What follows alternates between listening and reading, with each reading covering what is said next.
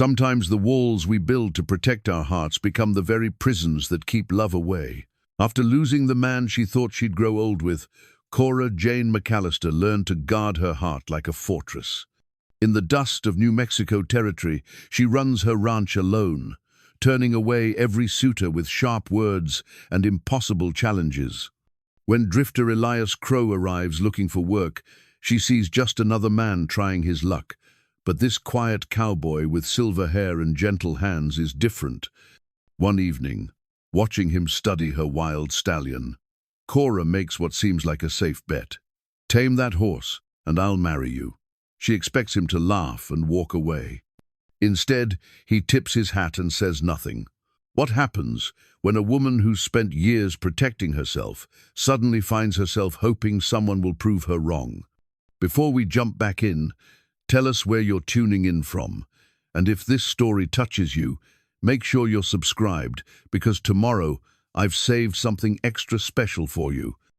The morning sun cast long shadows across the McAllister ranch as Cora Jane stepped onto her porch, coffee steaming in her weathered hands. At 52, she moved with the deliberate grace of a woman who had learned to carry the weight of an entire operation on her shoulders.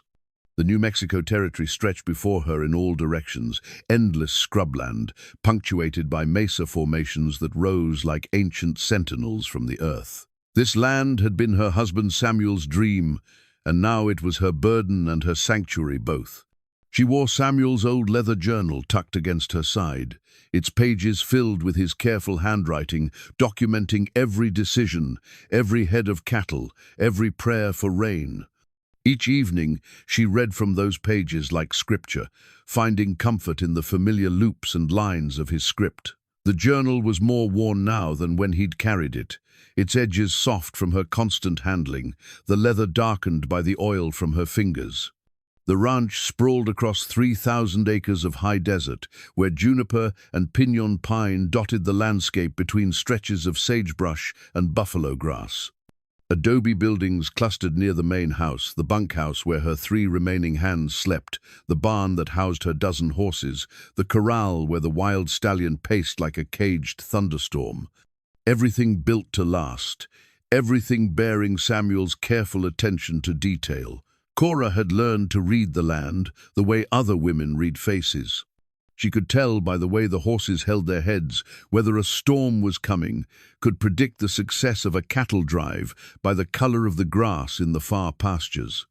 This knowledge had kept the ranch profitable in the 5 years since Samuel's passing, though the neighboring ranchers whispered that a woman couldn't hold such a spread indefinitely. Tom Bradley, her nearest neighbor, made monthly visits with transparent intentions. He'd arrive with fresh-baked bread from his sister and conversation that inevitably turned to the challenges of running a ranch alone. "A woman shouldn't have to carry such burdens," he'd say, his pale eyes earnest behind wire-rimmed spectacles. Cora would thank him for the bread and send him away with his pride intact, but his hopes diminished. Then there was Miguel Santos, whose father had been Samuel's friend. Miguel brought guitar serenades and promises to expand her cattle operation if she'd consent to marriage. His proposals came with business plans and romantic flourishes in equal measure, but Cora saw through to the calculation beneath. The Santos family wanted her water rights and the strategic location of her land. Her most persistent suitor was Judge Harrison Webb from town, a widower himself who understood loss but interpreted it differently. Webb courted her with respectability and social position, painting pictures of a life where she could retire from the exhausting work of ranching. His vision of their future involved selling the ranch and moving to Santa Fe, where she could host dinner parties and tend flower gardens instead of cattle. Each suitor received the same treatment, polite attention, followed by increasingly impossible challenges. She'd asked Tom to break the stallion that had killed a man in Albuquerque before Samuel bought him. She'd challenged Miguel to bring her a mountain lion's pelt, taken with his bare hands. For Judge Webb, she'd requested he climb the treacherous peak of Sandia Mountain in winter. They all laughed off her requests as feminine whimsy, never understanding that she was testing their willingness to prove themselves worthy of a woman who had already loved completely. The wild stallion had been Samuel's final purchase, made just weeks before the fever took him. "That horse has fire in him, Cora Jane," Samuel had said, his voice already weakening. "Reminds me of you when I first met you." The stallion was a magnificent creature, coal-black, with a white blaze down his nose and eyes that held intelligence and fury in equal measure. No man had successfully ridden him. Several had tried, and been thrown so hard they'd limped away with their dignity scattered like dust. Her ranch hands, old Pete Kowalski, young Jimmy Santos, Miguel's nephew, and steady Carlos Mendoza, had learned to give the stallion wide berth. Pete, who'd been breaking horses since before Cora was born, took one look at the animal and declared him loco, crazy, beyond redemption. The horse had injured two men who'd attempted to ride him, leaving one with a broken arm and another with cracked ribs that still ached when the weather changed. The town of Las Cruces lay 15 miles south, close enough for supplies and gossip, but far enough to preserve the illusion of independence.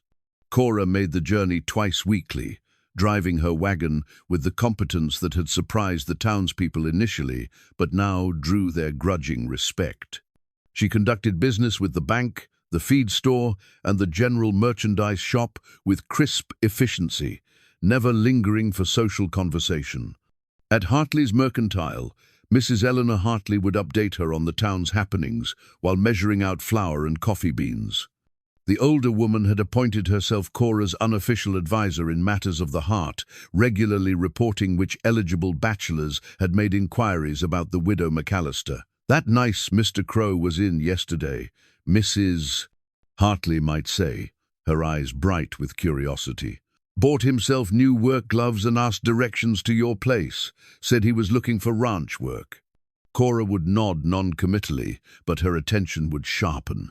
New faces were rare in their corner of the territory, especially men willing to work for modest wages on an isolated ranch. Most drifters preferred the excitement of the railroad towns or the mining camps, where money flowed more freely and questions were asked less frequently. When Elias Crowe first appeared at her gate, Cora had been doctoring a cut on her favorite mare's leg. She looked up to see a man approaching on foot, leading a horse that had seen better days, but was clearly well cared for. The stranger was tall and lean, with silver threading through hair that had once been dark brown. His clothes were clean but patched, and his boots showed the wear of countless miles. What struck her most was his stillness. While other men fidgeted or postured when meeting her, Elias simply stood with his hat in his hands, waiting to be acknowledged. His eyes were grey like storm clouds, and they held a depth that spoke of experiences he'd rather forget. "Ma'am," he'd said, his voice carrying a slight southern drawl, "I'm looking for honest work. Heard in town you might need another hand." Cora had studied him with the same careful attention she gave to evaluating livestock. His horse was a good indicator of character, well fed despite being older, tack in good repair though not expensive. The man himself stood straight despite the weariness in his eyes, and his hands bore the calluses of someone accustomed to physical labor. "I've got 3 hands already," she'd replied, not unkindly but not encouraging either. "Not sure I need a 4th. "Yes, ma'am. But if you change your mind, I'll be camping by the creek for a few days. Won't cause any trouble." That had been a week ago, and true to his word, Elias had caused no trouble. She'd seen him watering his horse at the creek in the early mornings, had noticed him helping Pete repair a section of fence without being asked, had observed him speaking gently to the skittish horses that grazed near his camp. Unlike the other men who'd sought her attention, Elias seemed content to exist at the periphery of her world without demanding entry. The morning routine continued as it had for 5 years. Cora checked on the horses, reviewed the day's tasks with her hands, and planned the work that would carry them through another season.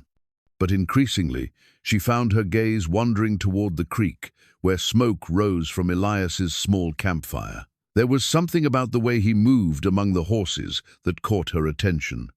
While Pete and the others approached the animals with practical competence, Elias had a different quality, a patience that bordered on reverence. She'd watched him spend an entire afternoon gaining the trust of her most nervous mare, never forcing contact, but simply existing in the animal's space until she chose to approach him. As the sun climbed toward noon, Cora made a decision that surprised even her.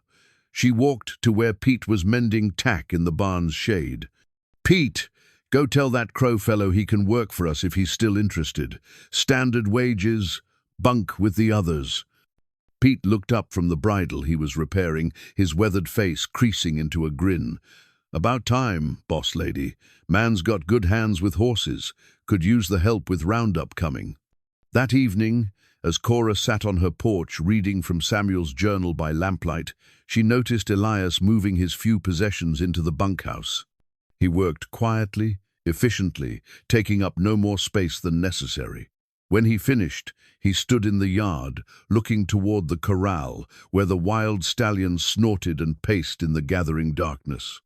The horse was beautiful and terrible in the twilight, his black coat seeming to absorb the fading light. His ears pricked forward as he noticed Elias watching him, and for a long moment, man and horse regarded each other across the dusty space between them.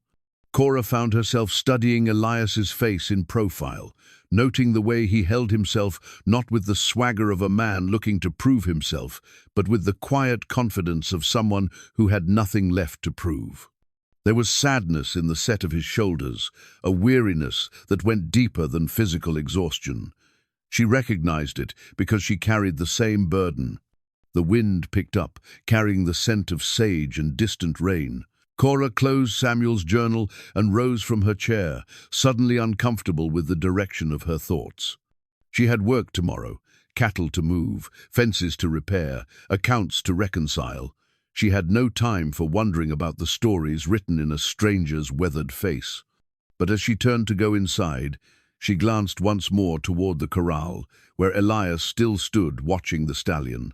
Something in the scene struck her as significant, though she couldn't name what it was. The man, the horse, the gathering darkness, all of it felt like the beginning of something she wasn't prepared to understand. Inside her house, surrounded by Samuel's belongings and the comfortable routines of widowhood, Cora tried to shake the feeling that her carefully ordered world was about to change in ways she couldn't predict or control. 3 weeks into Elias's employment, the evening that would change everything arrived with the kind of stillness that precedes a storm. The day's work had been completed, cattle moved to fresh pasture, a broken section of corral fence repaired, and the horses settled for the night. Pete and the younger hands had retired to the bunkhouse for their usual game of cards and whiskey, their laughter drifting across the yard like smoke from their cigarettes. Cora sat on her porch as was her custom, Samuel's journal open on her lap, though she hadn't turned a page in nearly an hour. Her attention kept wandering to the corral, where the wild stallion moved restlessly in the growing darkness. The horse seemed more agitated than usual, his hooves striking the hard-packed earth with sharp reports that echoed off the barn walls. The stallion's broken halter hung from a post nearby, a piece of leather that had defeated every man who'd attempted to slip it over the animal's head. Samuel had commissioned it from the finest leatherworker in Santa Fe, but it had never served its intended purpose. The stallion had destroyed 3 previous halters, either by refusing to accept them or by breaking free once they were in place. This latest one bore teeth marks and tears from his violent rejections.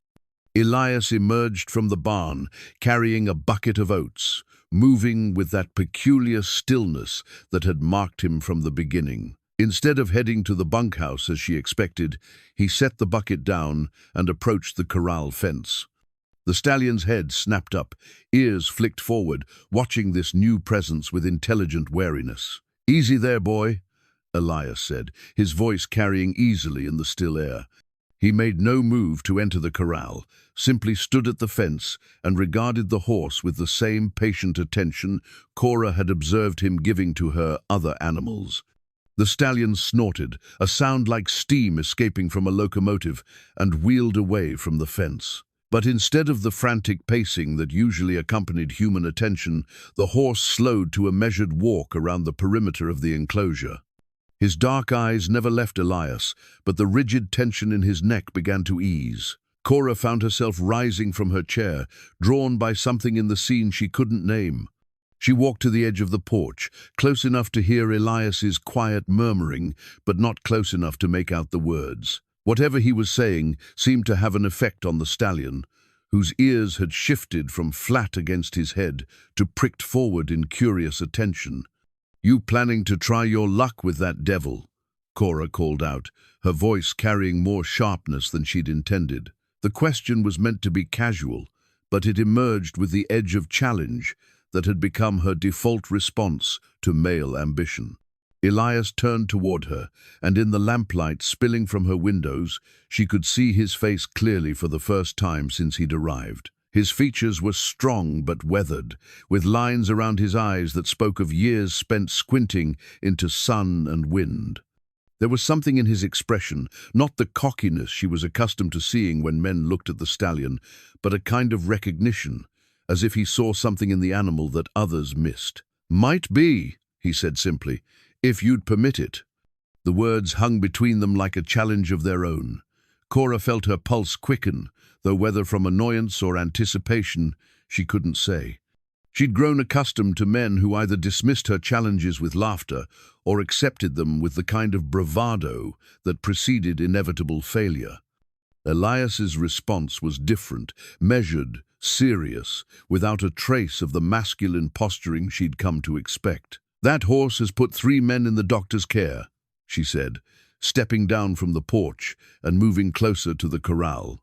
"Samuel bought him from a man in Albuquerque who swore he'd never be broke. Said the horse had killed a trainer who tried to force him with whip and spur." Elias nodded, as if this information confirmed something he'd already suspected. "Some horses aren't meant to be broken," he said. "Maybe they just need to be understood." The stallion had stopped his pacing and now stood watching their conversation with an alertness that seemed almost human. His nostrils flared as he tested the air, reading the scents and tensions of the moment, with senses more acute than any human possessed. Cora moved to stand beside Elias at the fence, close enough to catch the scent of leather and honest sweat that seemed to follow him. The stallion's eyes tracked her movement, but he didn't retreat. If anything, he seemed curious about this unprecedented gathering of humans at his domain. "You know horses," she said. It wasn't a question she'd seen enough of his work over the past weeks to recognize expertise. But there was something else in the way he approached the animals, something that went beyond technical knowledge. "I've known a few," Elias replied. "Learned that forcing something wild just makes it wilder. Sometimes the strongest creatures are the ones that need the gentlest handling." The words carried weight beyond their obvious meaning, and Cora felt heat rise in her cheeks. Was he speaking about horses, or about something else entirely? She'd grown skilled at reading men's intentions, but Elias remained frustratingly opaque. The stallion took a step toward the fence, then another, until he was close enough that his breath misted the night air between them. Elias didn't move, didn't extend his hand or make any gesture that might be interpreted as a demand for trust. He simply stood there, allowing the horse to make whatever approach felt safe. "I don't suppose you'd be interested in a wager," Cora said, the words escaping before she'd fully formed the thought. The challenge was her shield, her way of maintaining control when she felt the ground shifting beneath her feet. Elias turned to look at her directly, his grey eyes serious in the lamplight. What kind of wager? The sensible thing would be to laugh it off, to retreat to the safety of her porch and her routines. But something reckless had awakened in her, perhaps stirred by the way the stallion continued to regard Elias with such unusual calm. "If you can tame that stallion," she said, gesturing toward the magnificent creature that had become the symbol of everything untouchable in her world. "If you can ride him gentle as a Sunday horse, I'll marry you." The words fell into the night air like stones into a still pond, creating ripples she couldn't take back. Cora's heart hammered against her ribs as she realized what she'd said. what she'd offered. It was meant to be another impossible challenge, another way of proving that some things in her life would remain forever beyond reach. But Elias didn't laugh. He didn't grin or make some crude joke about the bargain she'd just proposed. Instead, he studied her face with the same patient attention he'd been giving the stallion, as if trying to read something written in a language he was still learning. "That's quite an offer," he said finally, his voice carrying none of the mockery she'd expected. "It's quite an impossible task," Cora replied, trying to inject lightness into her tone. "That horse has never let a man on his back, not properly. Samuel said he was born free in the Sangre de Cristo Mountains, caught as a 3-year-old and never truly tamed." The stallion snorted, as if he understood the conversation, tossing his magnificent head in a gesture that seemed equal parts pride and defiance. His black coat gleamed in the moonlight that had begun to silver the edges of the clouds, and for a moment he looked like something from ancient mythology, a creature too wild and beautiful for the ordinary world. "And if I were to accept this wager," Elias said carefully, "what would be the terms? How long would I have?" Cora felt the ground tilting beneath her feet. This wasn't how these conversations usually went. Men either laughed off her challenges or accepted them with the kind of bluster that made their eventual failure satisfying. Elias's serious consideration of her proposal was uncharted territory. She began, then stopped, realizing she hadn't thought beyond the challenge itself. "I suppose until the first snow. That gives you the rest of the summer and most of autumn." Elias nodded slowly, as if weighing factors she couldn't see. The stallion had moved even closer to the fence, close enough that Elias could have reached out and touched his muzzle if he'd chosen to. But his hands remained at his sides, respecting the animal's space, even as he considered the human bargain being discussed. "And if I fail?" Elias asked. "Then you move on," Cora said, her voice steadier than she felt. "Find work elsewhere, like all the others who've tried and failed." The silence stretched between them, filled with the sounds of night, the distant call of a coyote, the whisper of wind through the sage, the gentle stamping of horses in the pasture beyond. The stallion's breathing was audible now, a rhythmic sound that seemed to measure the weight of the moment. Finally, Elias reached up and touched the brim of his hat in a gesture that was part salute, part acceptance. "Ma'am," he said simply, and turned to walk toward the bunkhouse. Cora stood frozen at the fence, watching his retreating figure with a mixture of panic and fascination. He hadn't said yes, but he hadn't said no either. The ambiguity left her feeling as if she'd stepped onto a bridge without knowing where it led or whether it would hold her weight. The stallion remained at the fence, his dark eyes following Elias's progress across the yard. When the man disappeared into the bunkhouse, the horse turned his attention to Cora, studying her with an intelligence that made her uncomfortable. It was as if the animal understood the significance of what had just transpired better than she did herself. As she walked back to the house, Cora's mind raced with the implications of her impulsive challenge. She'd made such offers before, always safe in the knowledge that they were impossible to fulfill. But something about Elias's response had shaken her confidence in the impossibility. His quiet acceptance, his lack of bravado, the way the stallion had responded to his presence, all of it suggested that her carefully constructed challenge might not be as insurmountable as she'd believed. In her bedroom, surrounded by Samuel's belongings and the familiar comfort of solitude, Cora tried to convince herself that nothing had really changed. Elias was just another drifter who would try and fail, like all the others. The stallion was still wild, still dangerous, still the perfect guardian of her carefully protected heart.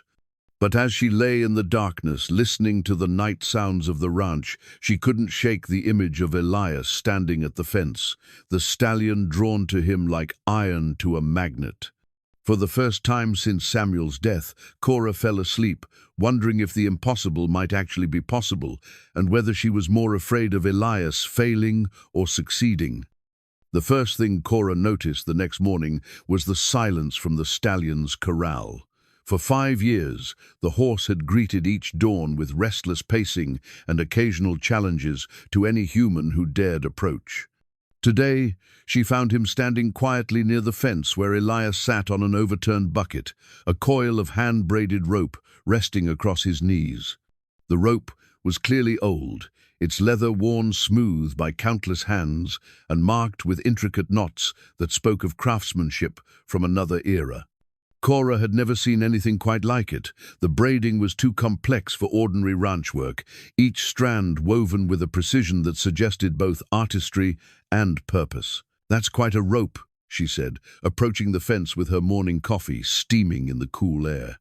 Elias looked up from the leather he'd been examining, his fingers tracing one of the elaborate knots with obvious familiarity.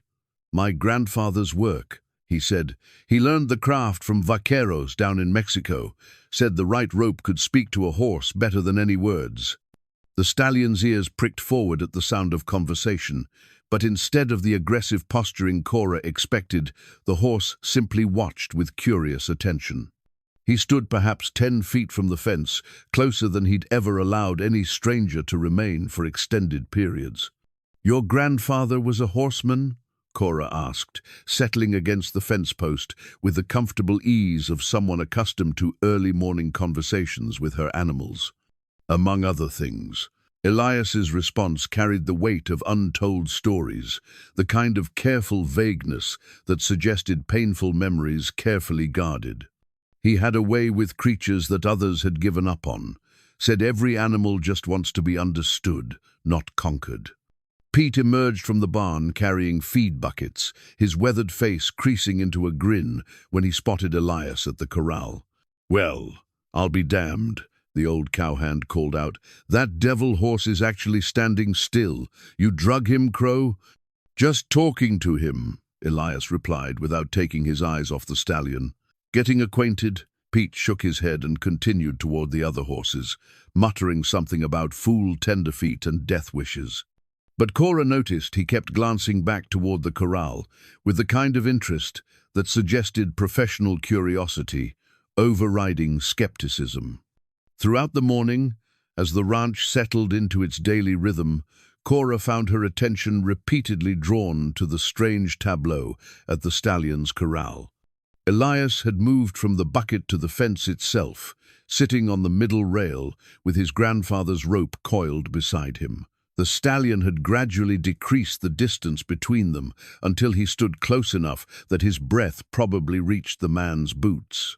"Never seen anything like it," Jimmy Santos said during the midday break, gesturing toward the corral with his coffee cup. The young man's eyes held a mixture of admiration and unease. "That horse put my cousin in bed for 2 weeks when he tried to get a bridle on him. Now look at him, standing there calm as a church pew." Carlos Mendoza, the most experienced horseman among her hands, studied the scene with professional interest. "The horse knows something about this man," he said thoughtfully. "Animals can sense things we cannot. Perhaps Senor Crowe has the gift." Cora had heard of such gifts, an almost mystical ability some rare individuals possessed to communicate with horses on a level beyond ordinary human understanding. She'd always dismissed such talk as folklore, the kind of romantic nonsense that grew around certain legendary figures in ranching communities. But watching Elias with the stallion, she found herself reconsidering her skepticism. Word of the unusual situation had begun to spread beyond the ranch. Miguel Santos rode over that afternoon, ostensibly to discuss water rights, but clearly curious about the stranger who'd achieved what no local man had managed. His carefully groomed appearance and freshly oiled saddle suggested he'd taken extra care with his presentation. "Heard you hired a new hand," Miguel said, dismounting near the main house with studied casualness. "Word in town is he's got some crazy notion about riding that black devil of yours." Cora didn't miss the slight emphasis on yours, a reminder of Miguel's ongoing interest in both her property and her person. "Elias is proving himself useful," she replied neutrally, refusing to give Miguel the satisfaction of seeing her concern. Miguel's eyes found the corral, where Elias continued his patient vigil. The stallion had moved even closer now, close enough that the man could have reached out and touched the horse's muzzle if he'd chosen to. But Elias made no such gesture, content to simply exist in the animal's space without demanding more than the horse was willing to give. "Dangerous game," Miguel observed. "That horse has already proved he can't be broken. Man could get himself killed trying." "Some things are worth the risk," Cora found herself saying, surprised by the defensive edge in her voice. Miguel turned his attention back to her, his dark eyes calculating. "I hope you're not encouraging this foolishness, Cora. A woman in your position can't afford to lose good help to prideful stunts." The implications of his words weren't lost on her, the suggestion that she needed his guidance, his protection from her own poor judgment. It was the same attitude she'd encountered from every man who'd sought to court her, the assumption that widowhood had somehow diminished her capacity for sound decision-making. "I'm quite capable of managing my own affairs," she said coolly, "but I appreciate your concern." Miguel's jaw tightened at the dismissal, but he managed a smile that didn't reach his eyes. "Of course, I only meant well. Perhaps we could discuss it over dinner. I'd be happy to share my thoughts on managing difficult hands." Before Cora could respond, a sound from the corral drew their attention. The stallion had extended his neck toward Elias, his muzzle stopping just inches from the man's outstretched hand. The moment held perfect stillness, predator and prey, suspended in a tableau of mutual trust that seemed to defy everything Cora knew about the horse's nature. Then the stallion snorted and wheeled away, but not with his usual violence. Instead, he moved with what could only be called playfulness, like a colt testing the boundaries of a new game. Elias remained motionless on the fence, his expression unchanged, but something in his posture suggested satisfaction. "I'll be damned," Miguel breathed. Never seen him do that before. Neither had Cora, and the realization sent an unexpected thrill through her chest. For 5 years, the stallion had been the perfect symbol of things beyond reach, beyond taming, beyond the possibility of change. Watching him respond to Elias's patient approach felt like witnessing the impossible made manifest. After Miguel left, his departure hastened by the clear indication that his romantic interest wasn't welcome. Cora found herself drawn back to the corral. Evening was approaching, painting the sky in shades of gold and crimson that reflected off the stallion's dark coat like captured fire. "How long do you plan to just sit there?" she asked, settling against the fence where she'd stood the previous night. Elias turned to look at her, and she was struck again by the depth in his grey eyes. "As long as it takes," he said simply. "Rushing things would undo whatever trust we've built." "And what exactly have you built?" The question carried more intensity than she'd intended, but she found herself genuinely curious about his methods. "Understanding," Elias said. "He knows I'm not here to force him, not here to prove anything to anyone else, just here to see if we might find some common ground." The stallion's ears flicked at the sound of their voices, and he turned to study them with that unsettling intelligence. In the fading light, his eyes seemed almost human in their awareness. "My grandfather used to say that breaking a horse was the easy part," Elias continued. "Any fool with enough strength and stubbornness could break an animal's spirit, but earning their partnership, that was an art few men ever mastered." Cora thought of Samuel, who'd approached their animals with respectful competence, but nothing approaching the almost mystical connection she was witnessing. Her husband had been a good man and a capable rancher, but he'd never possessed whatever quality drew the stallion to seek Elias's presence. As darkness settled over the ranch, Elias finally climbed down from the fence. The stallion followed his movement, pressing against the rails as if reluctant to see the man leave. It was a gesture of attachment that would have seemed impossible just days before. "Same time tomorrow?" Cora asked, though she wasn't sure why the answer mattered to her. "Every day until he's ready," Elias confirmed, "or until winter comes and the wager ends."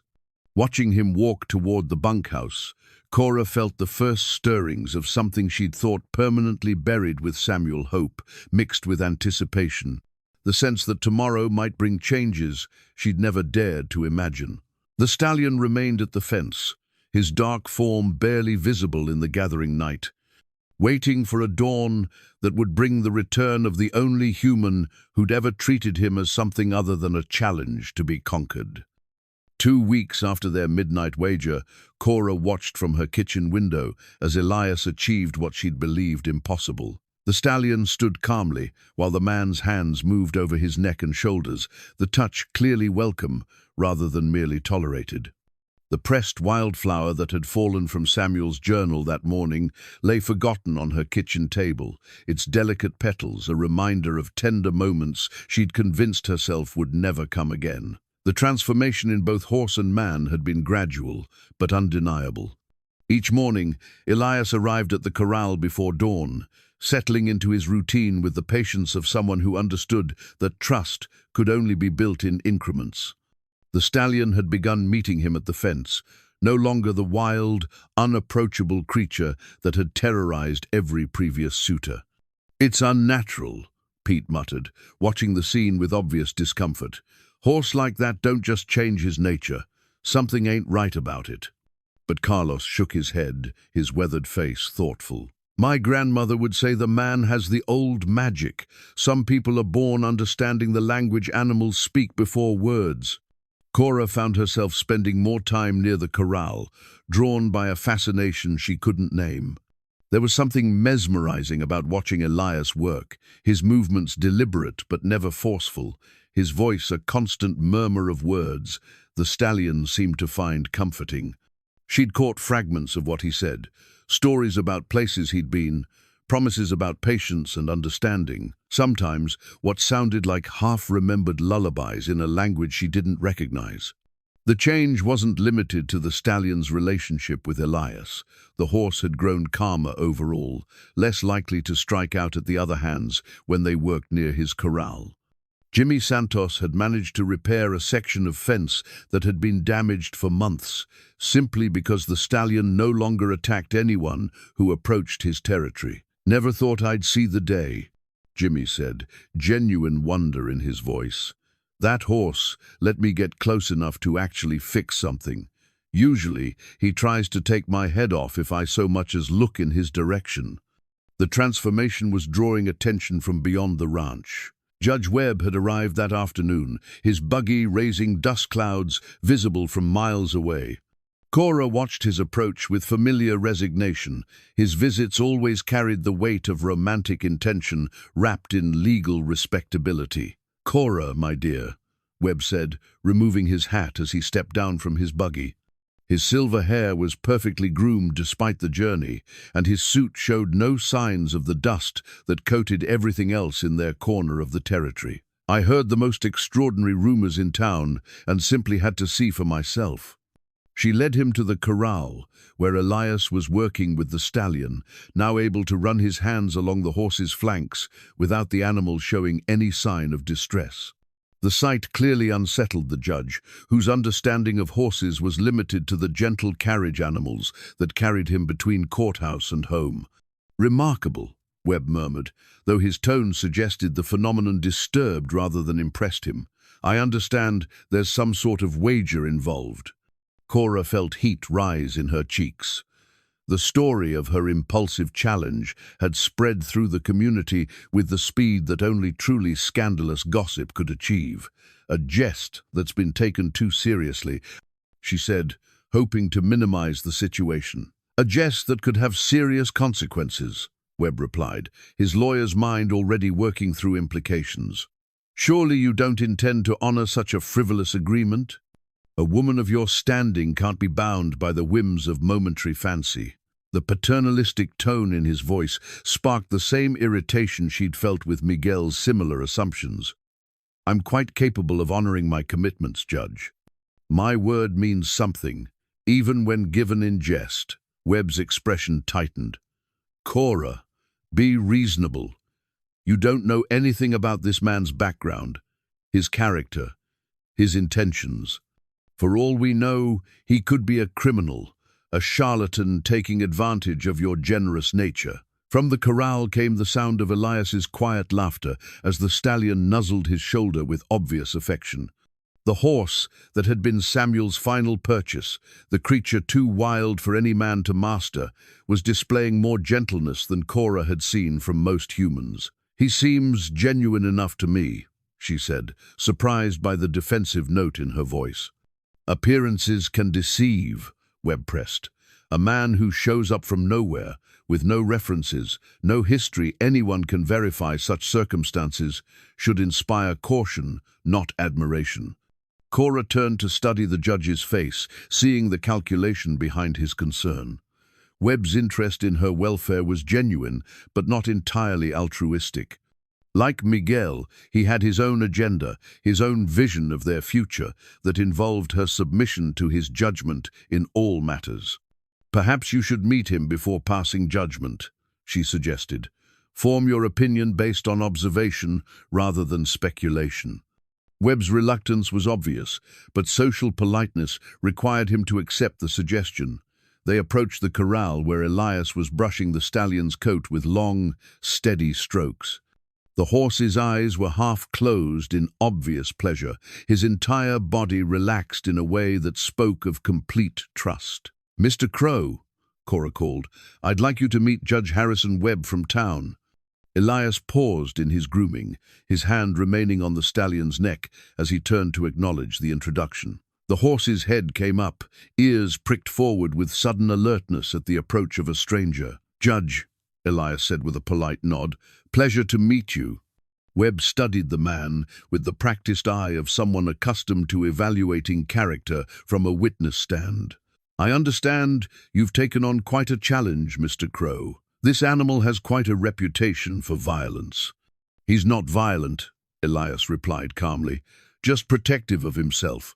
Can't say I blame him for that." The stallion snorted softly, pressing closer to Elias, as if seeking reassurance in the presence of the unfamiliar visitor. Webb took an involuntary step backward, clearly uncomfortable with the animal's size and reputation. "And you believe you can actually ride him?" Webb's skepticism was apparent in every word. "I believe we'll reach an understanding when we're both ready," Elias said. "Force has never been part of my method." Webb's eyes narrowed slightly. "Your method? You speak as if you have extensive experience with difficult horses." A shadow passed across Elias's face, gone so quickly Cora almost missed it. "I've worked with my share of animals that others had given up on," he said carefully. "Where exactly did you acquire this expertise?" Webb pressed, his legal training evident in the way he pursued the line of questioning. The stallion shifted restlessly, picking up on the tension in the conversation. Elias's hand moved soothingly along the horse's neck, his attention divided between the animal's comfort and the judge's interrogation. "Here and there," Elias replied. "A man learns what he needs to survive." It was clearly an evasion, and Webb's expression showed he recognized it as such. But before he could pursue the matter further, the stallion suddenly stepped forward, placing himself between Elias and the judge in a gesture that could only be interpreted as protective. The movement was so unexpected, so obviously deliberate, that all three humans fell silent. The horse's eyes remained fixed on Webb, not threatening but unmistakably warning. The message was clear. This man belonged to the stallion now, and interference wouldn't be tolerated. "Well," Webb said after a moment, his voice slightly strained, "that's certainly unusual behavior." Elias smiled, the first truly warm expression Cora had seen from him since his arrival. "He's got strong opinions about who he likes," he said, his hand never leaving the stallion's neck. After Webb's departure, hastened by his obvious discomfort with the horse's continued attention, Cora lingered at the corral. The sun was setting, painting the sky in shades that reminded her of the pressed wildflower she'd found that morning, a relic from a time when such tender moments had seemed possible. "He's not wrong to be cautious," Elias said quietly, correctly interpreting her thoughtful silence. "You don't know much about me, about where I've been or what I've done." Cora considered this, watching the way the stallion remained close to Elias even as darkness began to settle over the ranch. "I know you're kind to animals," she said finally. I know you work hard without being asked. I know you've never once pushed me for attention or tried to convince me of anything beyond what I can see with my own eyes. That might not be enough, Elias said, his voice carrying a weight that suggested painful experience with judgment and rejection. It's enough for him, Cora replied, gesturing toward the stallion, and right now, that feels like the best recommendation a man could have. As she walked back to the house, Cora found herself thinking about the pressed wildflower waiting on her kitchen table, a reminder of tenderness preserved between the pages of Samuel's practical records. For the first time since becoming a widow, she wondered if such moments might be possible again, if the walls she'd built around her heart might prove as permeable as the barriers the stallion was slowly abandoning. The first time Cora heard Elias play his harmonica, she was checking the chicken coop just after sunset. The melody drifted across the yard like smoke, haunting and sweet, carrying notes that seemed to speak of longing and loss in equal measure. She followed the sound to find him sitting on the corral fence, the small silver instrument gleaming in the moonlight as he played for an audience of one. The stallion stood close enough to touch, his great head lowered, as if he were listening with the same rapt attention a human might give to a master musician. His ears were pricked forward, his entire body still, except for the gentle rise and fall of his breathing. The scene was so unexpectedly tender that Cora felt her throat tighten with emotion she hadn't experienced in years. When the melody ended, the stallion whickered softly, a sound of contentment that Cora had never heard from the fierce creature that had terrorized her ranch for so long. Elias tucked the harmonica into his shirt pocket and reached out to stroke the horse's muzzle with the casual affection of old friends. "That was beautiful," Cora said, stepping out of the shadows where she'd been transfixed by the unexpected concert. Elias startled slightly, then smiled with what might have been embarrassment. "Didn't know I had an audience," he said. "Hope I didn't disturb your evening." "Not at all. I've never seen him so calm." She approached the fence, marveling at how the stallion barely acknowledged her presence, so focused was he on maintaining contact with Elias. "Where did you learn to play like that?"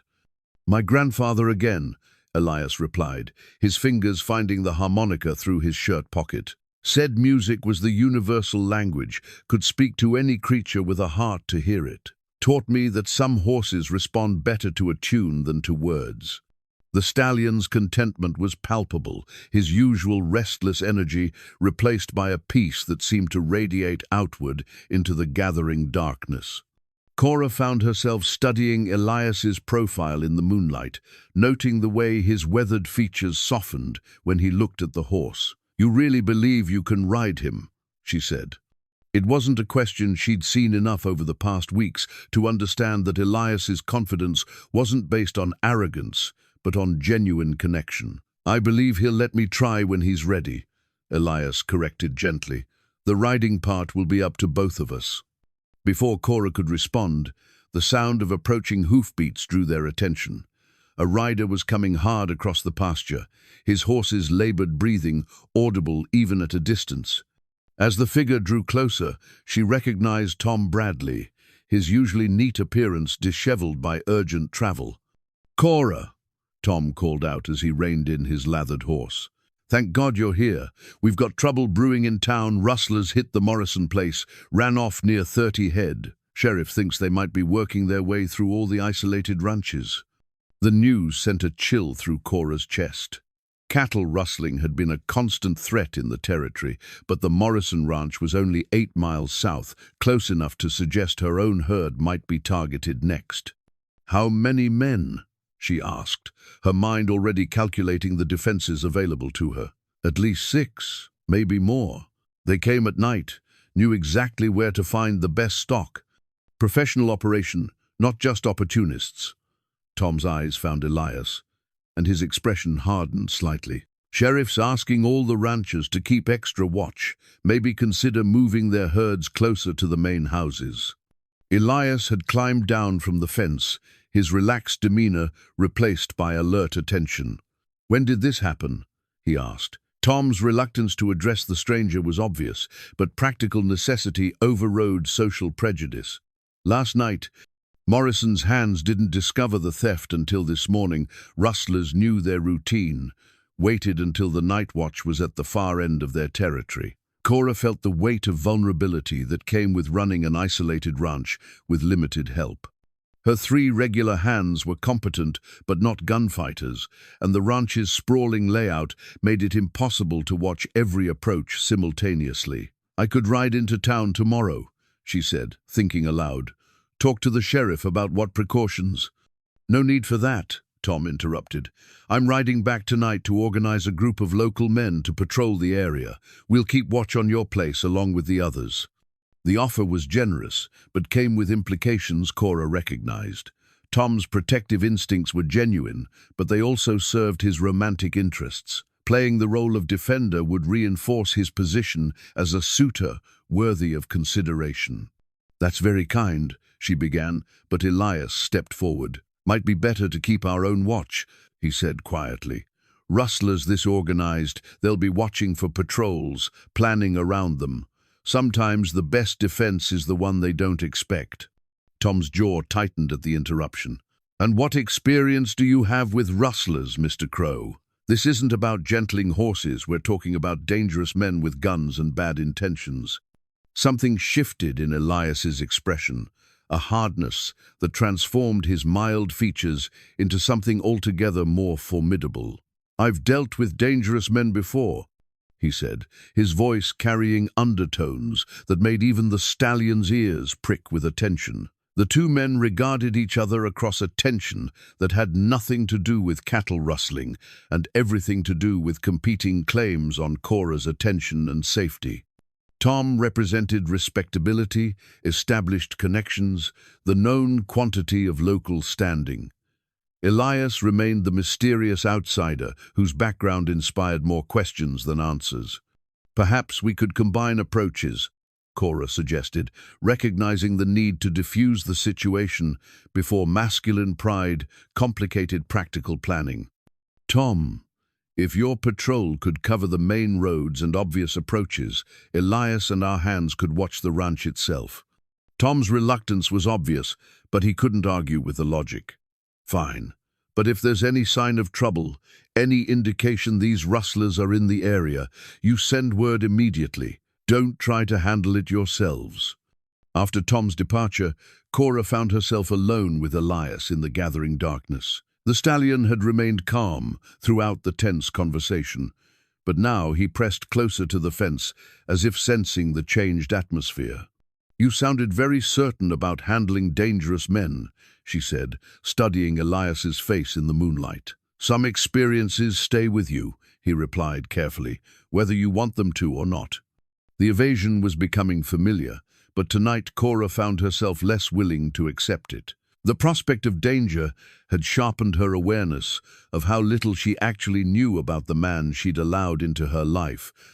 The man whose success with the stallion was bringing them closer to a promise that had seemed safely impossible when she'd made it. "Elias," she said, her voice carrying a seriousness that made him turn to face her directly.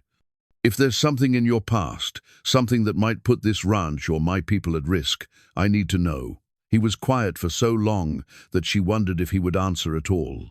The stallion whickered softly, as if encouraging honesty between his favorite humans. "There's nothing that should follow me here," Elias said finally. "I've been careful about that, but you're right to ask questions, right to want answers. A woman in your position can't afford to take unnecessary risks."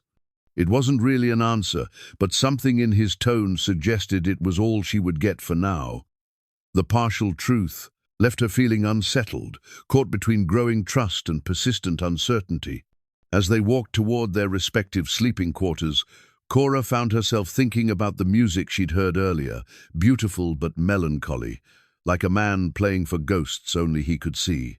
The stallion's response had been immediate and trusting, but horses, she reflected, didn't have to worry about the complications that came with opening one's heart to another human being. That night, as she lay listening for sounds that might indicate trouble, Cora realized that her concern for Elias's safety had somehow become equal to her worry about the ranch itself. The shift in her feelings was as unexpected as the stallion's transformation, and potentially just as dangerous. The morning Elias first placed the halter on the stallion's head, Cora was standing at her kitchen window, watching Samuel's wedding photograph, when the commotion drew her attention. She'd been holding the silver frame, studying the young faces captured in sepia tones, when she heard Pete's excited shout from the corral. "Well, I'll be hornswoggled. He'd done it." Cora set the photograph face down on the kitchen table, the first time in 5 years she'd been able to bear not seeing Samuel's face, watching her, and hurried outside. What she found stopped her in her tracks. The stallion stood quietly while Elias adjusted the leather straps around his head, the broken halter that had defeated so many men now resting properly in place as if it had always belonged there. The horse's transformation was complete in that moment. Gone was the wild-eyed creature that had terrorized anyone who approached his territory. In his place stood a magnificent animal, displaying the kind of partnership that horsemen dreamed about but rarely achieved. His ears were forward, his body relaxed, his dark eyes focused on Elias with obvious trust and affection. "Never thought I'd see the day," Carlos murmured, genuine wonder in his voice. "That horse? He chose to accept this man. Is not force, is not fear, is friendship." Jimmy Santos had stopped his work entirely, leaning against the barn wall with his mouth slightly open. "My Uncle Miguel's gonna lose his mind when he hears about this. He's been saying for weeks that no drifter could succeed where local men failed." The mention of Miguel sparked a memory in Cora's mind, the way he'd looked at Elias during his last visit, the calculation in his dark eyes, the barely concealed hostility. Miguel's pride had been invested in Elias's failure, not just for romantic reasons, but for the validation it would provide about the natural order of things in their corner of the territory. As if summoned by her thoughts, the sound of approaching horses drew everyone's attention to the main road. A group of riders was approaching not the casual visit of a neighbor, but the purposeful advance of men with serious business. At their head rode Miguel Santos, his face grim with determination. "Trouble," Pete muttered, his hand instinctively moving toward the rifle propped against the corral post. Cora counted 6 men, all armed, all wearing the kind of hard expressions that suggested they hadn't come for social conversation. Miguel's presence at their head was puzzling. He was a rancher, not a lawman, and certainly not the type to involve himself in the kind of vigilante action his companions suggested. "Senora McAllister," Miguel called out as the group reined in near the main house. "We need to speak with your man Crowe. Official business." "What kind of official business?" Cora asked, moving to place herself between the riders and Elias, who had remained beside the stallion but was clearly aware of the tension. A man she didn't recognize, lean and weathered with a badge pinned to his vest, urged his horse forward. "Sheriff's deputy from Mesilla," he announced. "Got word there might be a wanted man working this ranch." The words hit Cora like cold water. She felt her world tilting, the careful stability she'd built threatening to collapse around this moment of accusation. Behind her, she heard Elias speak quietly to the stallion, calming the horse who had begun to sense the threat in the air. "What exactly are you accusing Mr. Crowe of?" she asked, proud that her voice remained steady despite the chaos in her chest. "Not accusing," the deputy replied. "Investigating. Got a description matches him from a bank robbery down in El Paso 3 months ago. Need to ask him some questions, maybe take him in for identification." Miguel's satisfaction was poorly concealed. This was better than he could have hoped. Not only would Elias be removed from the romantic equation, but the scandal would damage Cora's standing in the community, making her more dependent on local support and sympathy. "There's been some mistake," Cora said firmly. "Mr. Crowe has been working here for over a month. He couldn't have been in El Paso 3 months ago." "Can he prove that?" the deputy asked. "Got witnesses? Documentation of his whereabouts?" The question hung in the air like smoke from a gun barrel. Cora realized she had no idea where Elias had been before arriving at her ranch, no knowledge of his movements or activities that could provide the alibi he needed. Her ignorance of his background, which she'd been willing to overlook in light of his character and actions, now seemed dangerously naive. "I can speak for myself," Elias said quietly, stepping forward with his hands visible and empty. The stallion whickered anxiously, clearly distressed by the separation from his human companion. The deputy's hand moved to rest on his gun, but not drawing, but making his readiness clear. "You'd be Elias Crowe. I would. Need you to come with us for questioning. Can do it easy, or we can do it hard, your choice." Cora felt something desperate and fierce rise in her chest. "This is my land," she said, her voice carrying the authority of a woman who'd learned to command respect in a world that preferred to ignore her. "You have no warrant, no evidence beyond a vague description that could fit half the men in the territory. Got a description of a scar?"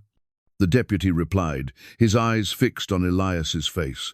"Curved mark along the left jaw, like a saber cut. Man we're looking for has that exact marking." All eyes turned to Elias, and Cora felt her heart sink as she noticed for the first time the faint white line that traced from his ear toward his chin. The scar was partially hidden by the angle at which she usually saw his face, but now that she was looking for it, the mark was unmistakable. "Lot of men carry scars," Carlos said loyally. "Proves nothing about banks or robbery." But the deputy's confidence had increased markedly. "Proves enough to justify questioning. Mr. Crowe, you can come peacefully, or we can truss you up like a Christmas turkey. What's it going to be?" The stallion had begun pacing now, his agitation growing as he sensed the threat to Elias. The horse's distress was affecting the other animals. Several of the mares in the nearby pasture had raised their heads, ears pricked toward the confrontation. "I'll come," Elias said quietly. "No need for trouble." "No!" The word escaped Cora before she could stop it, surprising everyone, including herself. "This is wrong. You all know this man. You've seen his character, his work. Does he seem like a bank robber to you?" Miguel's expression had shifted from satisfaction to something approaching concern.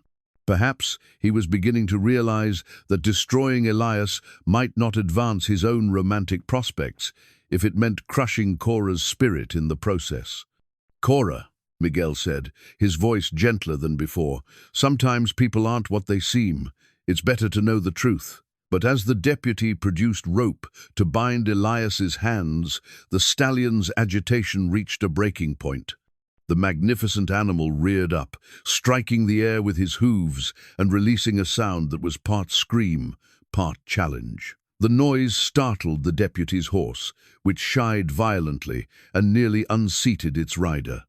In the confusion that followed, Cora made a decision that surprised even her. She stepped directly between Elias and the deputy, her chin raised in defiance that reminded everyone present why Samuel McAllister had fallen in love with her in the first place. "If you want to take him," she said, her voice carrying across the yard with absolute authority, "you'll have to go through me first.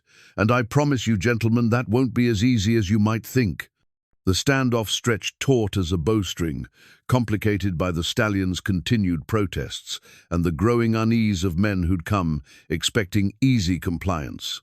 In that moment, watching Cora defend the man who'd somehow earned both her trust and her heart, Elias realized that some risks were worth taking and some truths were worth telling, regardless of the consequences. The hidden love letter fell from Samuel's journal like a whispered secret, finally demanding to be heard. Cora discovered it that evening, after the confrontation with the deputy, her hands trembling as she sought comfort in her late husband's familiar words. The paper was different from his usual practical entries, finer stock, written in his careful Sunday handwriting, addressed to her but never delivered. "My dearest Cora Jane," the letter began, "if you are reading this, then the fever has taken me as we both fear it will. There are things I should have said while I could still speak them aloud, truths about what I want for you when I am gone." The words blurred as tears gathered in her eyes.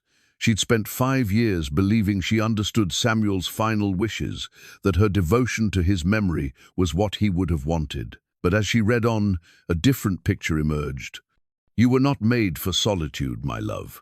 Your heart is too generous, your spirit too vibrant to spend decades tending only to memories of what we shared.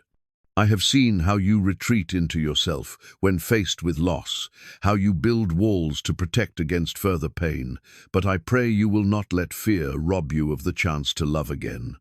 The letter continued, revealing depths of understanding about her character that she'd forgotten even Samuel possessed. He wrote about watching her with the horses, how her gentleness with wounded creatures spoke to a capacity for healing that extended far beyond animals. He described his hopes that she would find someone who could appreciate not just her strength, but her vulnerability, not just her competence, but her need for partnership. "Do not honor my memory by closing your heart," the letter concluded. "Honor it by remaining open to whatever joy God may send your way.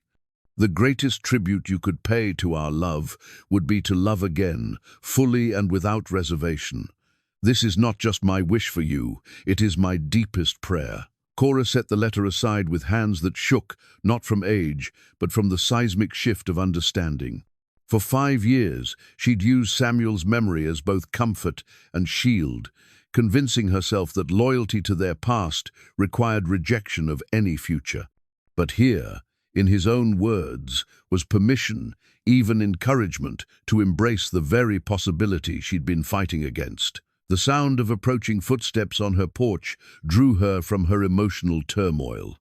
Through the window, she could see Elias in the moonlight, his posture suggesting he carried burdens that went beyond the day's accusations. The deputy had eventually agreed to postpone any arrests pending further investigation, partly due to Cora's fierce defense and partly because Miguel had unexpectedly supported her position. "Elias," she called softly, opening the door before he could knock. "Are you all right?" He stood in her doorway looking older than his years, the weight of unspoken truths evident in every line of his body. "Wanted to thank you," he said, "for standing up to those men.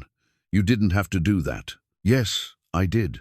The words came out with more intensity than she'd intended. "What they were suggesting, it's not the man I know." Elias stepped inside at her gesture, his eyes immediately finding the letter still lying open on the kitchen table. "Bad news?" he asked, misreading her emotional state. "The opposite, actually." Cora folded the letter carefully, her movements deliberate as she processed its implications. "Samuel wrote this before he died. I just found it tonight." The silence stretched between them, filled with unspoken questions and growing tension. Finally, Elias spoke the words she could see he'd been carrying, like stones in his chest. "That deputy wasn't entirely wrong," he said quietly. "About my past, about things I've done, that I'm not proud of." Cora felt her heart skip, but not with the fear she might have expected. Instead, there was something almost like relief in finally approaching the truth she'd sensed hovering at the edges of their interactions. "Tell me," she said simply.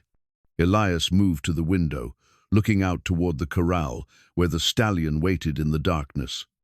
"I wasn't in El Paso 3 months ago, but I was there 6 months ago. And I wasn't robbing banks, I was trying to stop a robbery." The words came slowly, each one chosen with the care of a man walking through a minefield of painful memories. "I was a cavalry officer for 15 years. Started as an enlisted man after the war, worked my way up to captain. Specialized in difficult situations, tracking deserters, dealing with hostile tribes, keeping peace in places where peace was hard to come by." Cora moved closer, drawn by something in his voice that spoke of honor alongside pain. "What happened?" "Orders came down to relocate a peaceful band of Apache from their traditional lands. Women, children, old people who'd never raised a hand against anyone. The government wanted their territory for mining claims."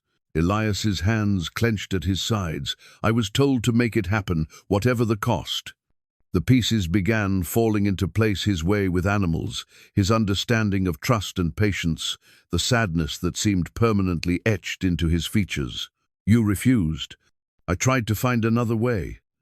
Negotiated with the tribal leaders, looked for compromise solutions. But when the deadline came, I was ordered to drive them out by force. His voice dropped to barely above a whisper. I couldn't do it. Wouldn't do it. So I was court-martialed, stripped of rank, and dishonorably discharged. The scar on his jaw made sense now, not from a bar fight or criminal activity, but from the kind of conflict that came with standing up for principle against institutional pressure. The cavalry marked you. More than that, word got around about what I'd done, why I'd been dismissed, made it hard to find work, hard to settle anywhere. Some folks saw me as a traitor to my own people. Others figured if I'd betray the army, I'd betray anyone. Cora thought about the deputy's accusations, the description that had seemed so specific. But you weren't in El Paso robbing banks. I was there, trying to stop one, saw it happening, recognized one of the robbers as a deserter I'd tracked years earlier, tried to intervene, got knocked unconscious for my trouble. When I came to, the robbers were gone, and I was bleeding in the street with witnesses who'd seen me near the bank during the crime. The irony was bitter. A man trying to do right, being blamed for the very crime he'd attempted to prevent. So you ran. Seemed like the wise thing to do.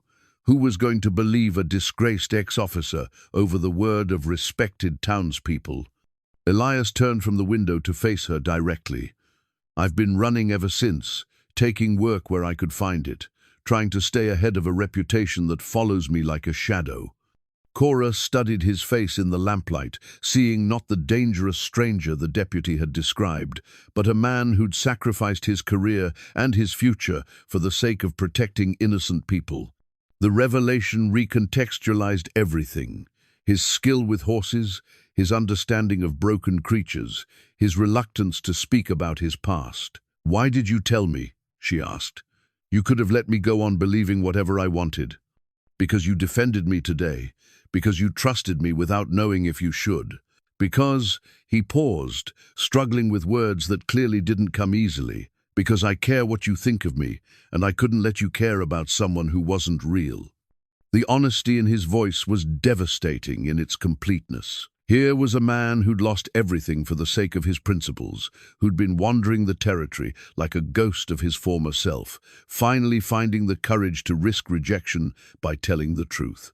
"The Stallion knew," Cora said suddenly, the pieces clicking into place. "He recognized something in you, something that understood what it meant to be misunderstood, mistreated, judged by others' expectations." Elias smiled sadly. "Maybe that's why we get along.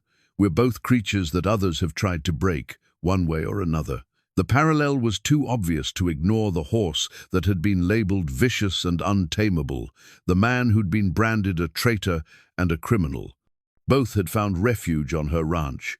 Both had been given the chance to prove their true nature to someone willing to look beyond surface judgments. "Samuel's letter," Cora said, picking up the folded paper with hands that no longer trembled. "He wrote about not judging people by their past mistakes, about giving damaged souls the chance to heal. The irony wasn't lost on either of them, a dead man's wisdom providing guidance for a situation he could never have anticipated. But perhaps that was exactly what love meant, caring enough about someone's future to trust their capacity for redemption.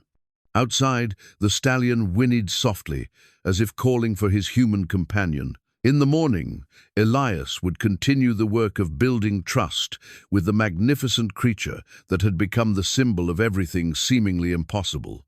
But tonight, in the lamplight of Cora's kitchen, two damaged souls began the more delicate work of building trust with each other. The military medal lay heavy in Elias's weathered palm as he finally showed it to Cora 3 days after his confession. The bronze star caught the morning light, filtering through her kitchen window, its inscription reading, "For conspicuous gallantry in defense of innocent lives." The irony wasn't lost on either of them, a medal awarded for the very principles that had ultimately cost him his career.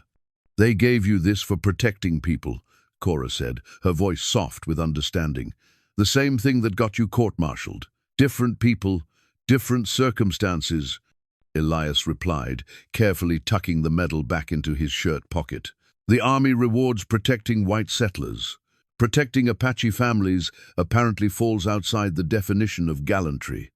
Word of the deputy's investigation had spread through the territory like wildfire, dividing the community in ways that surprised everyone. Some neighbors rallied to Cora's defense, vouching for Elias's character based on their own observations. Others whispered that a woman living alone was too easily deceived by a smooth-talking stranger with hidden motives. The tension came to a head when Tom Bradley arrived that morning with news that would force everything into the open. His horse was lathered from hard riding, and his usually composed demeanor showed cracks of genuine concern. "The deputy's coming back," Tom announced without preamble. "Today, with a federal marshal and papers that'll let them take Elias, whether you like it or not. Someone in El Paso made a positive identification." Cora felt her world narrow to this single moment of decision. She could let them take Elias, protect herself and her ranch from the scandal of harboring a wanted man. Or she could stand by the truth she'd seen in his actions, regardless of what distant witnesses claimed about his past. "How long do we have?" she asked, proud that her voice remained steady. "Hour, maybe two. They left Las Cruces at dawn." Tom's eyes found Elias, who had remained silent throughout the exchange. "I could help you disappear, if you're willing to go. Got family in Colorado Territory who don't ask questions about a man's past." The offer was genuine, but Cora could see the calculation behind it. With Elias gone, the complications in her romantic life would simplify considerably. Tom's feelings for her were real, but so was his relief at the prospect of eliminating his mysterious competition. "Running would just confirm their suspicions," Elias said quietly. "Make things harder for everyone here."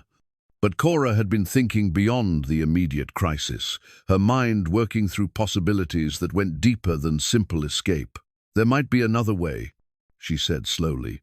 "Miguel's uncle is a federal judge in Santa Fe.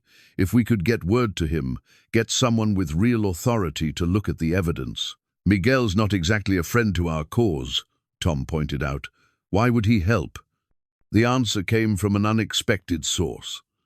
Carlos Mendoza stepped into the kitchen, his weathered hat in his hands and his expression grave. "Forgive the interruption, Senora, but I could not help but hear. I think perhaps Senor Miguel, he has been having second thoughts about his accusations." All eyes turned to the older vaquero, whose judgment had earned respect throughout the territory. "What do you mean?" Cora asked. "He came by early this morning, before you were awake. Wanted to know if I truly believed Senor Elias was a criminal." Carlos's weathered face creased into something approaching a smile. "I told him about the night the wolves came for the sheep, how Senor Elias stood guard without being asked, told him about the way the horses trust this man, how even the Stallion has chosen him as friend." The memory was vivid in Cora's mind a week earlier, when a pack of wolves had threatened the flock kept near the house. She'd awakened to find Elias sitting with his rifle, having spent the entire night protecting animals that weren't even his responsibility. "Miguel's pride was wounded," Carlos continued. "He wanted to see the outsider fail, wanted to prove that local men were better suited for local women. But he is not a bad man. When I spoke of honor, of what we had seen with our own eyes, he began to listen. Before anyone could respond, the sound of approaching horses drew their attention to the main road. But instead of the law enforcement delegation they'd been expecting, a smaller group approached Miguel Santos, riding alongside Judge Webb, their expressions serious but not hostile. "Unexpected allies," Tom muttered, though he made no move to leave despite the growing crowd in Cora's kitchen. Miguel dismounted near the porch, his movements carrying none of the aggressive confidence that had marked his previous visits. "Senora McAllister," he called out, "I come to speak with you about Senor Crowe." Cora stepped outside with Elias beside her, noting how the stallion immediately moved to the corral fence, as if sensing the importance of the moment. The magnificent horse stood alert but calm, his eyes fixed on his human companion with unwavering loyalty. "Miguel," Cora acknowledged. "Judge Webb, what brings you both here?" Judge Webb urged his horse forward, his legal mind clearly at work on the complexities of the situation. "I've been researching the charges against Mr. Crowe he said. Contacted colleagues in El Paso, reviewed the available evidence. The case is far from as clear-cut as that deputy suggested. Miguel's discomfort was obvious, as he struggled with words that clearly didn't come easily. I may have been hasty in my judgments, he said finally. Speaking with Carlos, watching how you defend this man, it made me think about what I know versus what I assumed. The admission cost him visible effort, but there was genuine sincerity in his voice. My uncle, the judge in Santa Fe, he has agreed to review the case if we can get the paperwork to him. Delay any arrest until proper investigation can be completed. Why would you do this? Elias asked, his voice carrying genuine curiosity rather than suspicion. Miguel's eyes found the stallion, still standing at attention like a guardian. Because a man who can earn that horse's trust, who would stay and face charges rather than run, and leave others to suffer consequences, such a man deserves better than frontier justice based on mistaken identity. The sound of multiple horses approaching at speed cut through the morning air. The federal delegation had arrived, their official bearing evident even at a distance. Cora counted 4 men, all armed, all wearing the kind of determination that suggested they wouldn't be easily dissuaded from their mission. Time's up, Tom said grimly. Whatever we're going to do, it has to be now. But Cora had made her decision during the long night of considering Samuel's letter and Elias's confession. The truth was simple. Even if the situation was complex, she believed in the man she'd come to know, regardless of what strangers claimed about his past. Judge Webb, she said, her voice carrying the authority of a woman who'd learned to command respect in difficult circumstances. Can you delay this arrest long enough for proper legal review?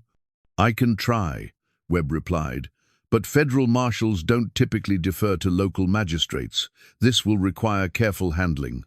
The stallion whinnied suddenly, a sound that drew everyone's attention to the corral.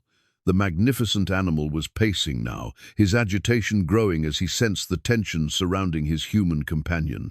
For a moment, Cora wondered if all their careful progress would be undone by the crisis, if the trust they'd built would crumble under pressure.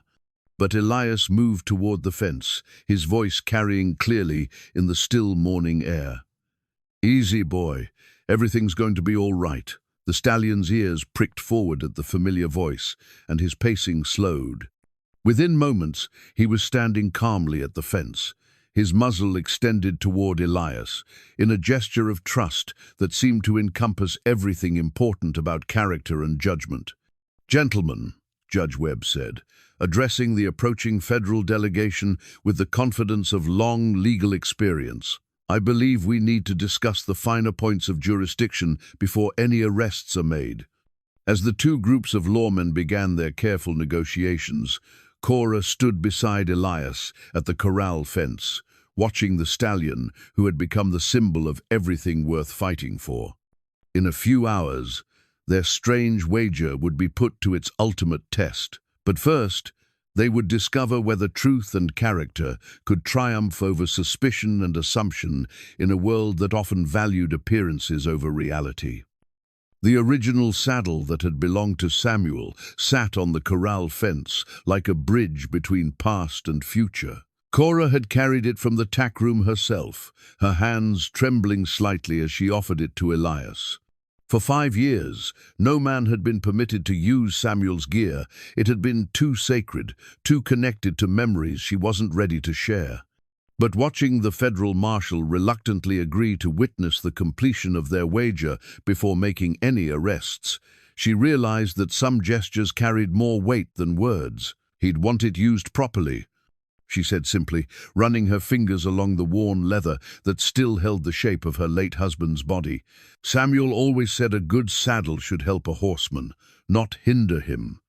Elias accepted the saddle with the reverence it deserved, understanding the magnitude of what Cora was offering. The federal marshal, a stern man named Patterson who'd ridden hard from Albuquerque, watched the exchange with poorly concealed impatience.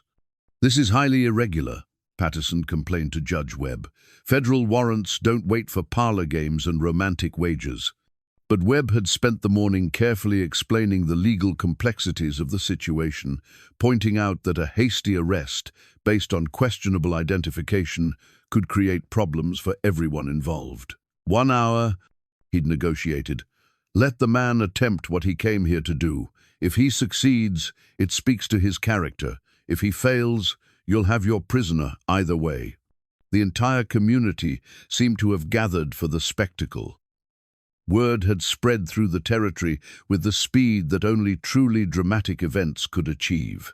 Tom Bradley sat his horse near the main house, his expression torn between hope for Elias's failure and genuine concern for Cora's emotional well-being.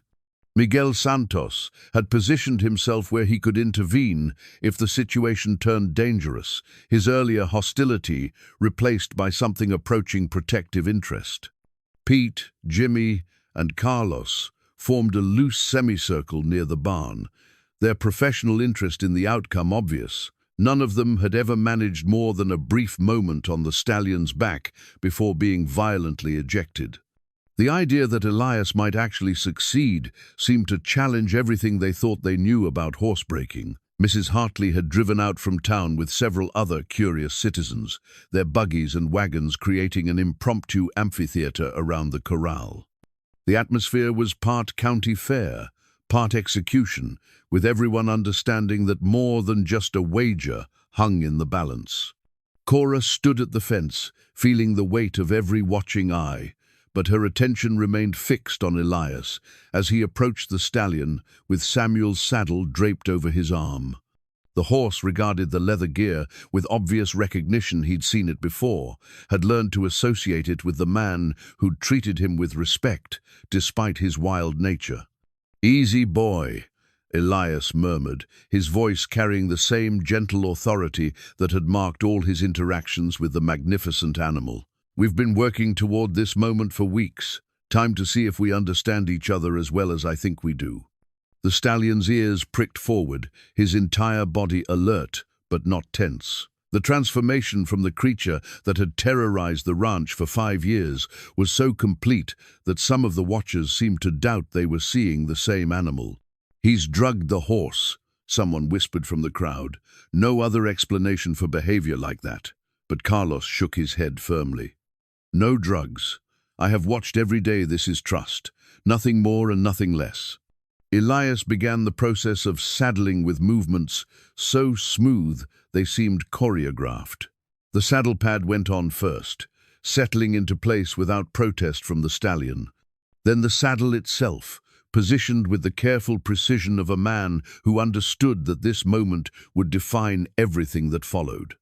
The stallion stood perfectly still as the cinch was tightened, his breathing steady and his eyes focused on Elias with complete attention. There was no pawing, no head-tossing, none of the violent resistance that had marked every previous attempt to prepare him for riding. "I'll be damned," Pete muttered.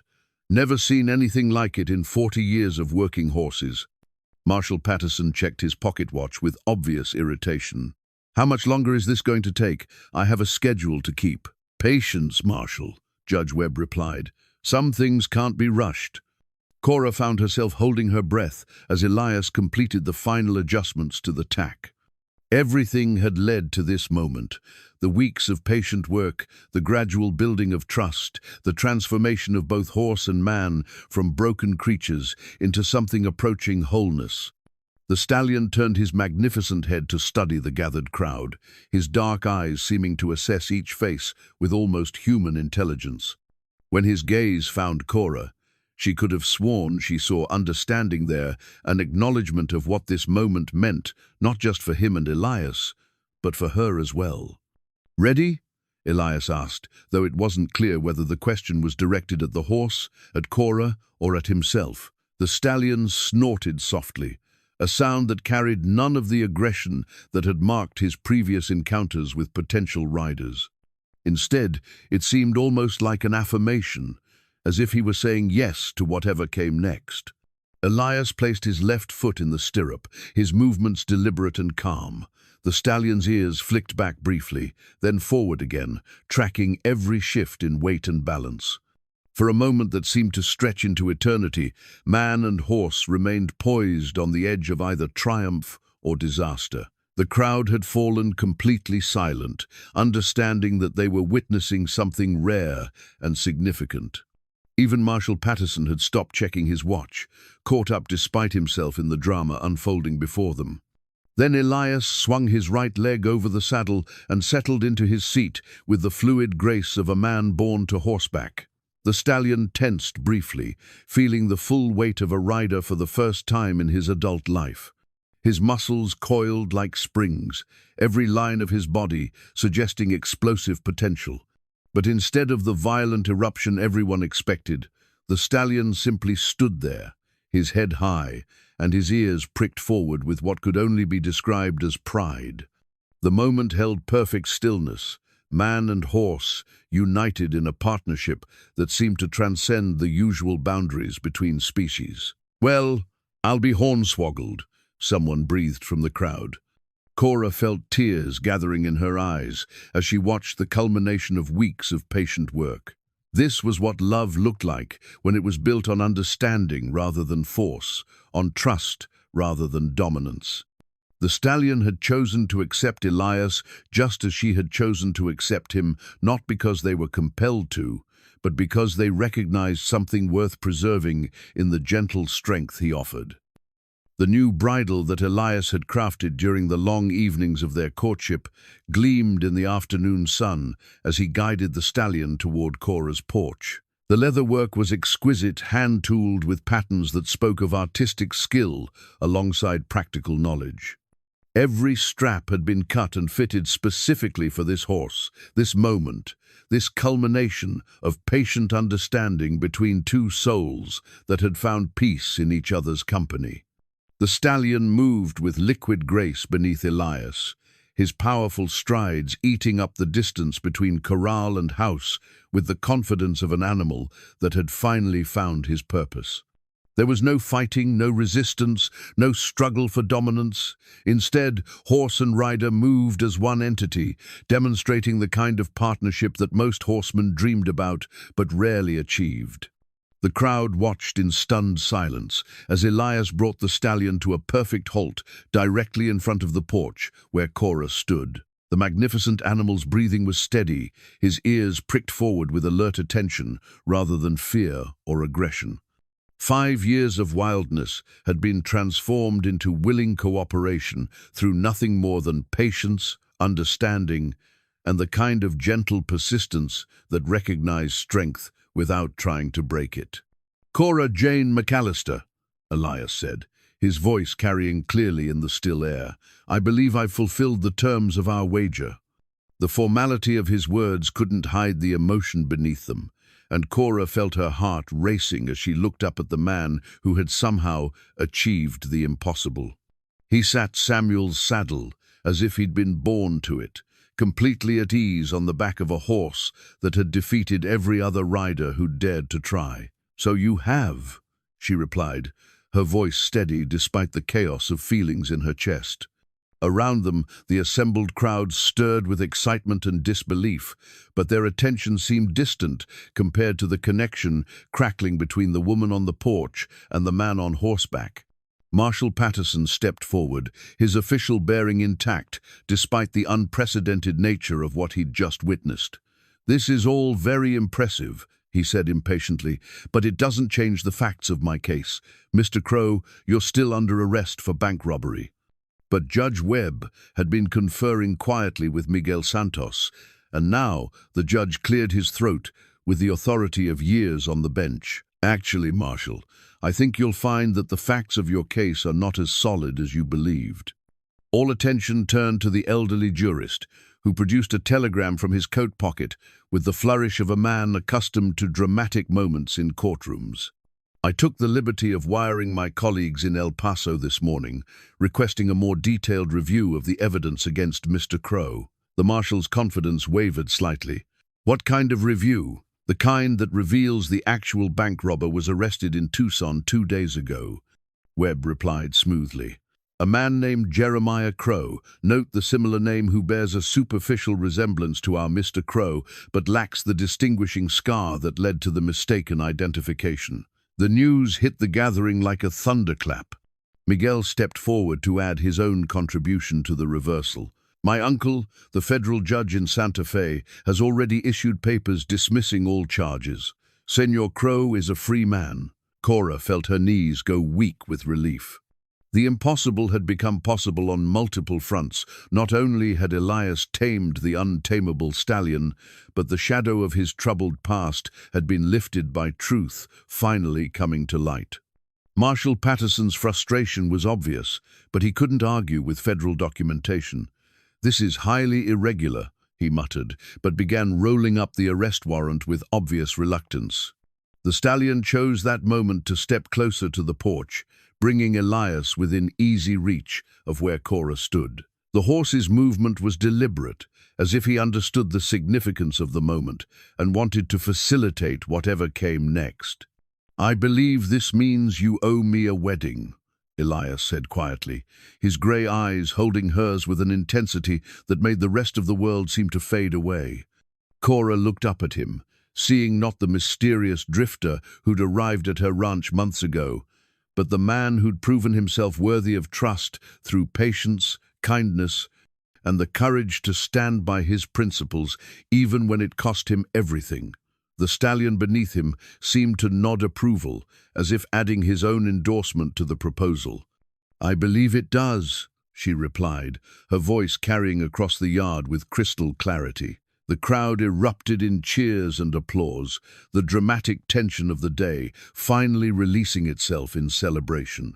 Tom Bradley managed a gracious smile despite his disappointment, understanding that he'd been bested by a better man. Mrs. Hartley was already planning the wedding feast in her mind, her practical nature asserting itself even in the midst of romantic triumph. But for Cora and Elias, the noise of celebration seemed distant compared to the quiet miracle of finding love when neither had been looking for it. The Stallion stood calm and patient beneath his rider, the perfect symbol of what could be achieved when trust replaced force, when understanding conquered fear.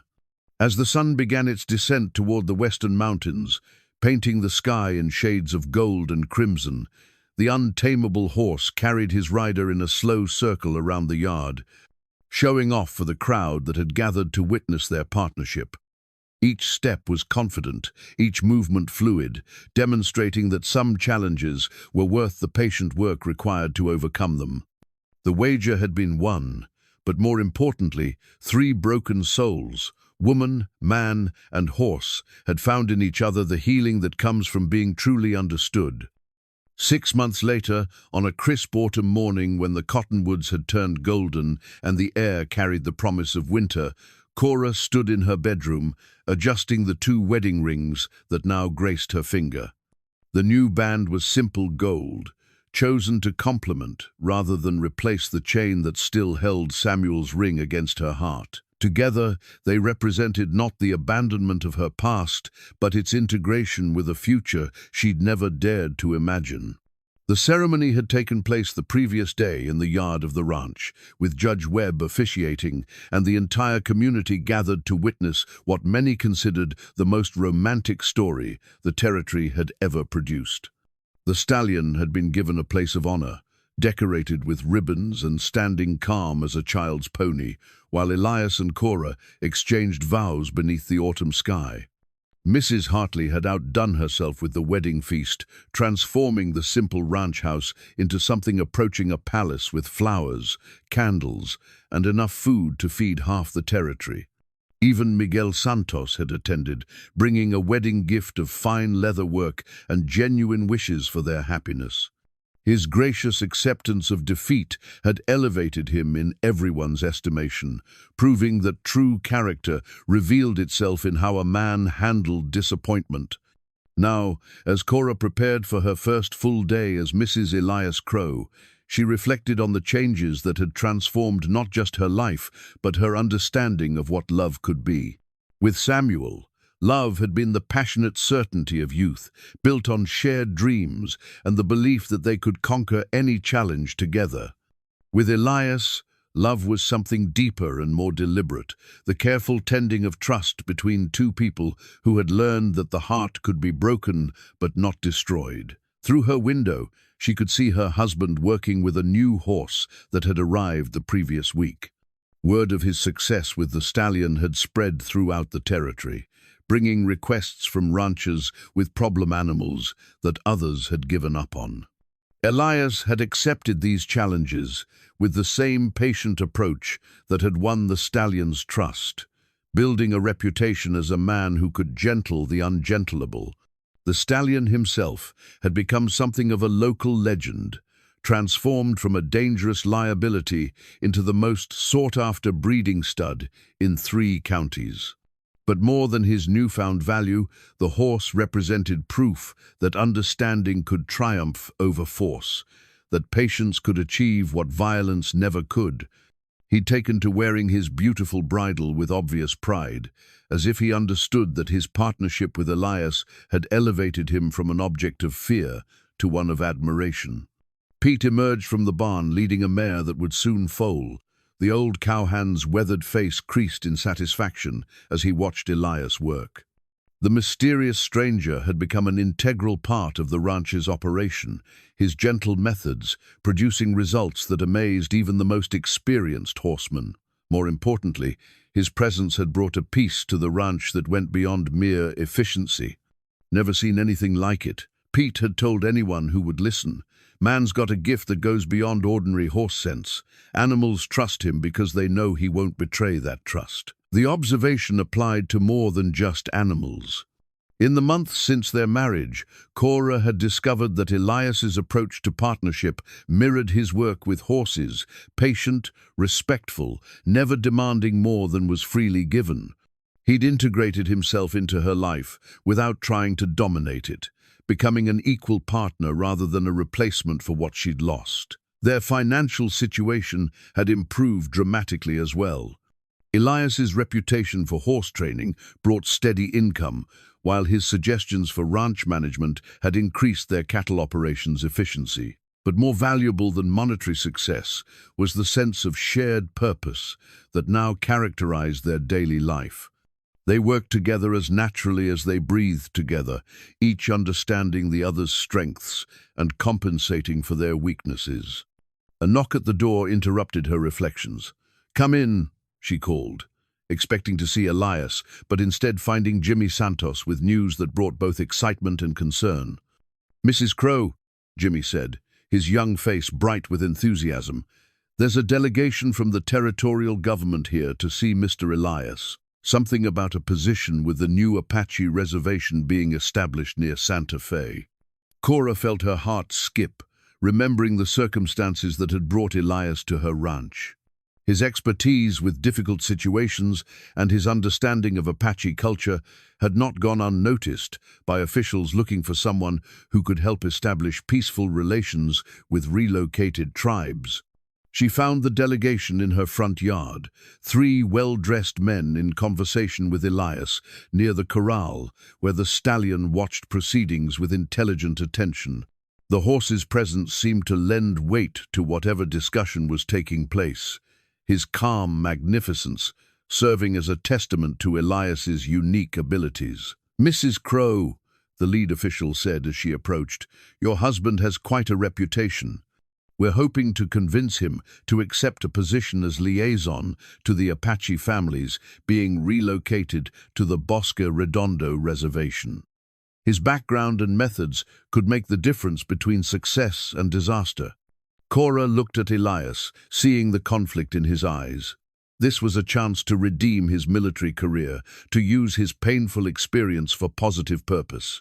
But it would also mean leaving the ranch, the life they'd built together, the peace he'd found in their isolated corner of the territory. "What kind of position?" she asked, her practical nature asserting itself, even as her heart worried about the implications.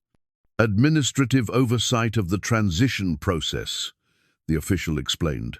making sure the relocated families are treated with dignity, that their needs are met, that the promises made to them are kept.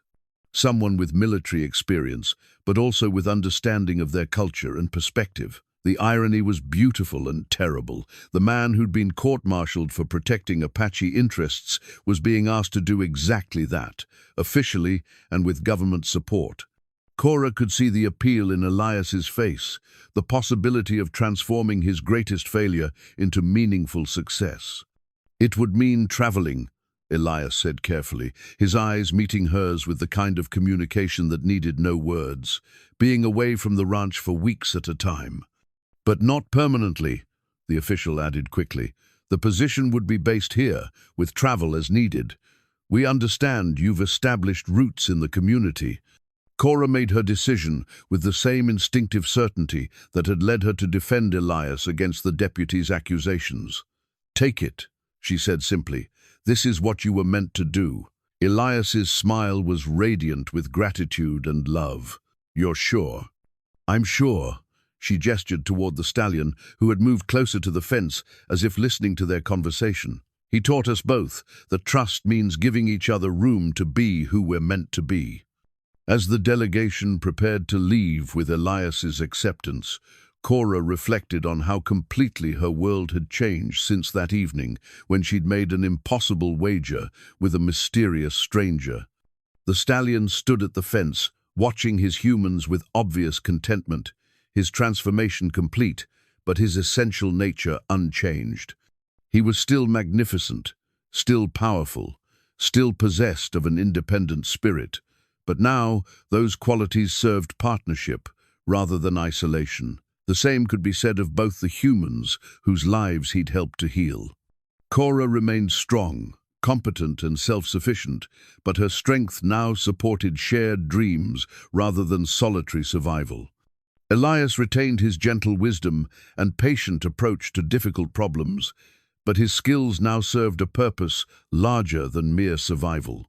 As evening settled over the ranch, husband and wife stood together at the corral fence, watching the stallion graze peacefully in the gathering darkness. The horse that had once symbolized everything untouchable and impossible now represented the truth that had emerged from their unlikely courtship. Some challenges were worth the patience required to overcome them, some trust was worth the risk required to build it, and some love was worth waiting a lifetime to find. In the distance, a coyote called to the rising moon, its voice carrying across the vast landscape of the New Mexico territory. The sound no longer seemed lonely to Cora, but rather like a celebration of wildness that had found its proper place in the world. The stallion raised his head briefly at the call, his ears pricked with interest, but his body relaxed with the confidence of a creature that had finally found his home. Tomorrow would bring new challenges, new horses to gentle, new responsibilities to accept. But tonight, surrounded by the peace that comes from understanding and acceptance, three souls who had once been broken rested in the knowledge that healing was possible, that trust could triumph over fear, and that love, patient, gentle, and true, was the strongest force in any territory, civilized or wild.